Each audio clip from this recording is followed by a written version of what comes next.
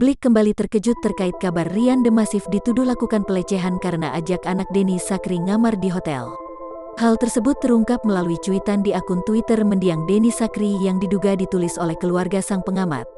Dalam serangkaian cuitan, keluarga Denny Sakrie tuding Ryan The Massive telah menggoda anak perempuan Denny.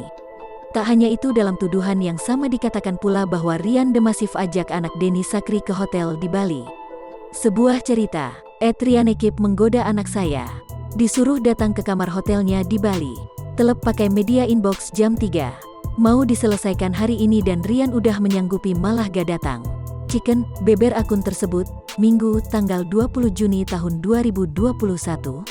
Kekesalan itu muncul lantaran Ryan The Massive belum menampakkan batang hidungnya di tempat pertemuan yang telah mereka sepakati untuk menyelesaikan permasalahan tersebut.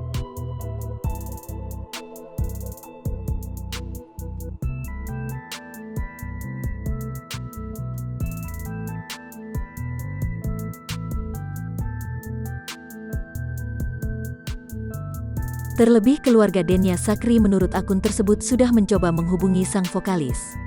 Bahkan sampai membuat cuitan agar Ryan The Massive balas pesan WhatsApp miliknya segera.